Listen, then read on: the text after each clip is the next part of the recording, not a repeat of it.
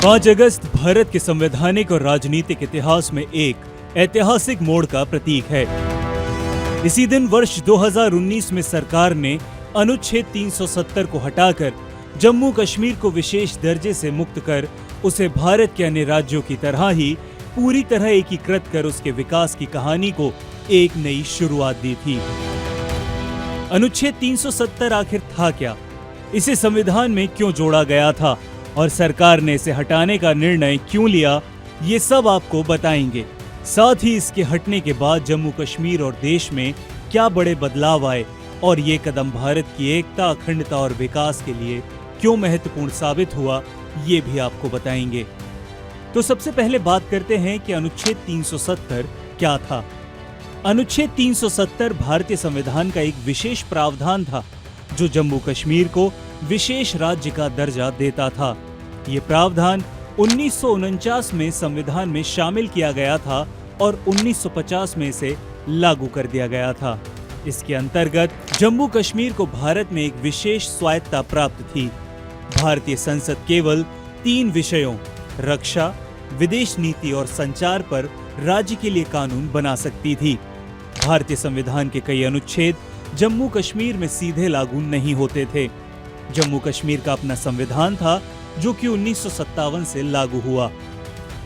वहां के नागरिकों को स्थायी निवासी का दर्जा मिलता था जिनके पास विशेष अधिकार होते थे, जैसे जमीन खरीदना या सरकारी नौकरी पाने का हक। इसे हटाना क्यों जरूरी समझा गया, ये भी आपको बताते हैं। सबसे पहला, राष्ट्रीय एकता में बाधा। अनुच्छेद 370 भारत के बाकी राज्यों और जम्मू कश्मीर के बीच एक असमानता पैदा करता था। इससे ये आभास होता था कि राज्य भारत का पूर्ण हिस्सा नहीं है, बल्कि एक अलग पहचान रखता है। दूसरा, विकास में रुकावट। केंद्र सरकार की कई कल्याणकारी योजनाएं जम्मू कश्मीर में पूरी तरह लागू नहीं हो पाती थी, जैसे आरटीआई, आरटीई, अनुसूचित जाति जनजाति के आरक्षण संबंधी कानून आदि। नागरिकों के मौलिक अधिकार सीमित। भारतीय संविधान में दिए गए मौलिक अधिकार वहां लागू नहीं होते थे, जिससे आम नागरिकों को पूरी सुरक्षा नहीं मिल पाती थी। महिलाओं और दलितों के साथ भेदभाव। अगर कोई कश्मीरी महिला बाहर के किसी व्यक्ति से शादी करती थी तो उसका स्थायी निवासी का दर्जा समाप्त हो जाता था, जबकि पुरुषों पर ऐसा कोई नियम नहीं था। ये लैंगिक असमानता थी। आतंकवाद और अलगाववाद को बढ़ावा। इस प्रावधान की आड़ में कई अलगाववादी संगठन सक्रिय थे जो पाकिस्तान समर्थित गतिविधियों को अंजाम देते थे और राज्य को भारत से अलग दिखाने की कोशिश करते थे। अब बताते हैं कि अनुच्छेद 370 को कैसे हटाया गया। 5 अगस्त 2019 को भारत सरकार ने गृह मंत्री अमित शाह के नेतृत्व में संविधान के अनुच्छेद 370 को राष्ट्रपति की अधिसूचना के माध्यम से निष्प्रभावी कर दिया था। इसके साथ साथ अनुच्छेद 35A भी स्वतः ही समाप्त हो गया। इसके साथ ही जम्मू कश्मीर राज्य को विभाजित कर 2 केंद्र शासित प्रदेश बनाए गए। पहला, जम्मू कश्मीर विधानसभा के साथ केंद्र शासित प्रदेश बना और दूसरा, लद्दाख बिना विधानसभा के केंद्र शासित प्रदेश बना। अनुच्छेद 370 हटने के बाद क्या क्या बदलाव हुए वो भी बताते हैं। पहला, भारतीय संविधान अब पूर्ण रूप से लागू होता है। अब जम्मू कश्मीर में भी भारत का संविधान पूरी तरह लागू होता है और नागरिकों को सभी मौलिक अधिकार प्राप्त हैं। एक देश, एक कानून। अब जम्मू कश्मीर भी बाकी भारत की तरह एक समान कानूनी ढांचे में आ गया है। कोई अलग संविधान या झंडा नहीं है। महिलाओं को समान अधिकार।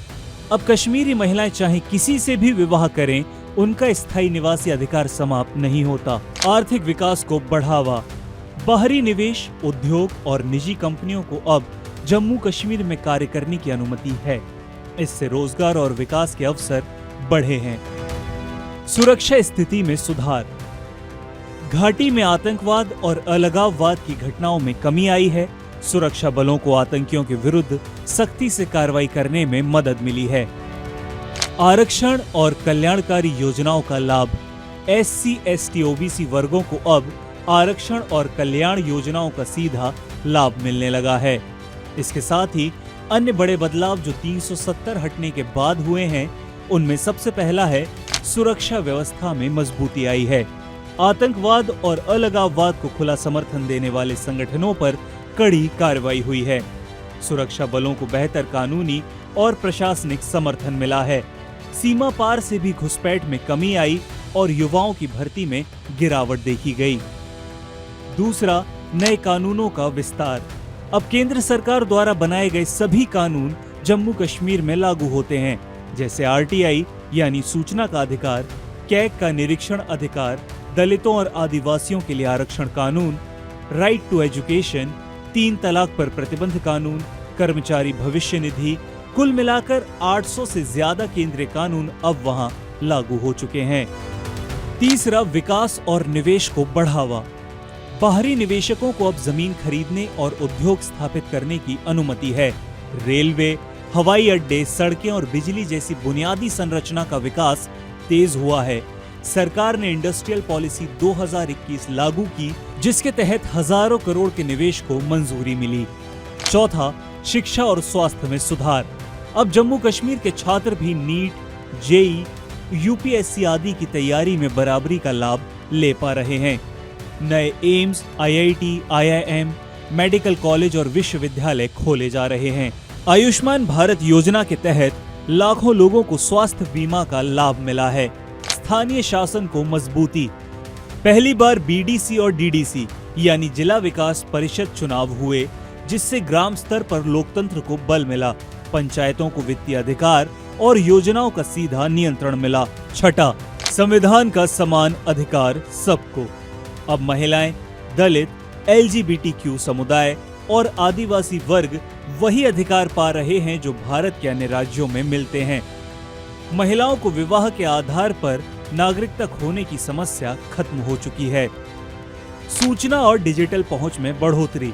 डिजिटल इंडिया के तहत इंटरनेट सेवाएं, ऑनलाइन शिक्षा, ई गवर्नेंस को तेजी से बढ़ाया गया है। सरकारी सेवाएं अब ऑनलाइन पोर्टलों और मोबाइल ऐप्स के जरिए अधिक पारदर्शिता के साथ उपलब्ध हैं। इसके साथ ही धार्मिक पर्यटन और सांस्कृतिक पुनरुत्थान को भी बढ़ावा मिला है। अमरनाथ यात्रा, वैष्णो देवी जैसी तीर्थ यात्राओं में सुरक्षा और सुविधाओं में सुधार हुआ है। पर्यटन को बढ़ावा देने के लिए फिल्म नीति और होम स्टे स्कीम लाई गई है। अनुच्छेद 370 का हटाया जाना केवल एक संवैधानिक निर्णय नहीं है, बल्कि भारत की एकता, अखंडता और समानता के सिद्धांतों को सशक्त करने वाला एक ऐतिहासिक और साहसिक कदम था। ये वो बदलाव था जिसकी प्रतीक्षा देश को 7 दशकों से थी। 5 अगस्त अब केवल एक तिथि नहीं, बल्कि एक राष्ट्रीय संकल्प का प्रतीक है, जिस दिन भारत ने यह स्पष्ट कर दिया कि जम्मू कश्मीर केवल भारत का अभिन्न अंग नहीं है, बल्कि इसकी आत्मा का अविभाज्य हिस्सा है। इस निर्णय के माध्यम से जम्मू कश्मीर को वास्तविक लोकतंत्र, सामाजिक न्याय और आर्थिक विकास की मुख्य धारा में लाने का मार्ग प्रशस्त हुआ। ये केवल एक अनुच्छेद का अंत नहीं था, बल्कि नई उम्मीदों, अवसरों और समान अधिकारों की शुरुआत थी। एक ऐसा युग जहां हर नागरिक को एक भारत, श्रेष्ठ भारत की भावना के साथ आगे बढ़ने का समान अवसर मिले।